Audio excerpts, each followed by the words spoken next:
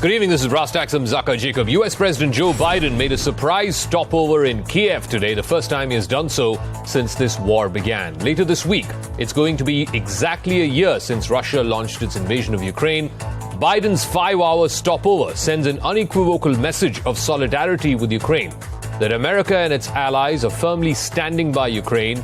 But how is this going to change the much talked about spring offensive, both from Russia as well as from Ukraine? Will today's visit and the symbolism of it, the optics of it, and of course the material announcement that he made of $500 million more of military aid to Ukraine, would that possibly deter Putin's intentions? Let me start with Dr. Dvoryanov. Battle on the ground had reached a bit of a stalemate, particularly in the Donbass. It had been going on for, the better part of the last year. And the consensus seemed to be that till this spring offensive, quote unquote, happens, we're going to see this kind of a stalemate.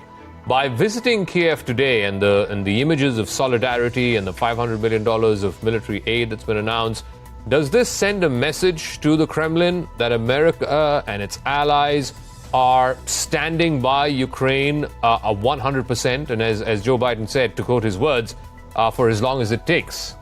First of all, I want to say the visit of Joe Biden to Poland, of course, it's like a very symbolic action, because we know that the national leader of Russia, Vladimir Putin, tomorrow will give his message to the peoples, to the nation, and to the member of parliament.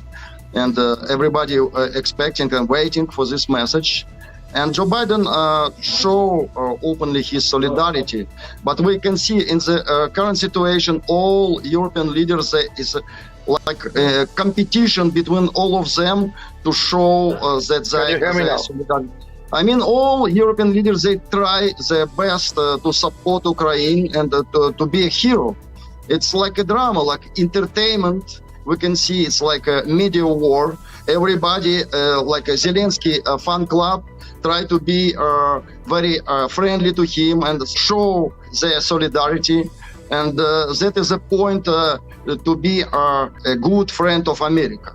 Okay, right Peter now, Zalmayev, it's at the one hand, you could look at today's visit and say it's high on symbolism, it's high on optics. But he also backed it up with another $500 million, Peter, of military aid. So how long is this sort of tap going to be in free flow? At some point, the West is going to say that, oh, all right, we've committed too much of our money and too much of our weapons and too much of our time into this war in Ukraine. If one of the reasons why Putin launched this war was because he felt that NATO was at his doorstep with Ukraine potentially becoming a member, or that was his fear that Ukraine was going to be the last country to be embraced into the NATO orbit. But look at the events of the last 1 year. Ever since he launched this invasion, more and more countries are wanting to become NATO members. Sweden and Finland are now on the accelerated path for NATO membership. NATO has got a relevance today because of this war in a way it did not have prior to 24th February 2022? We'll see what will happen in the close future. First of all, I am very agree with my American colleague who tells that right now Joe Biden, before the election, he should start to promote peace negotiation, and invite India like a mediator and global peacemaker to do it. He increased some aggressive mood. On not political but people level, we can see that Poles and the Russians, they are very friendly mood and support each other, because during the Second War, we was together fight against Hitler.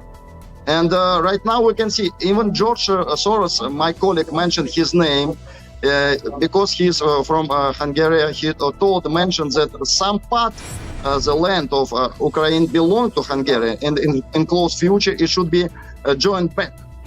And a lot of other European politicians also looking to Ukraine, not really to support.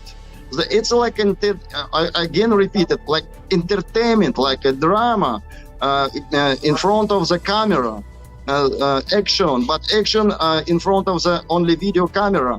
It's not a real hero action. And a lot of politicians in Poland also looking forward to take some part of Ukraine and join to Poland.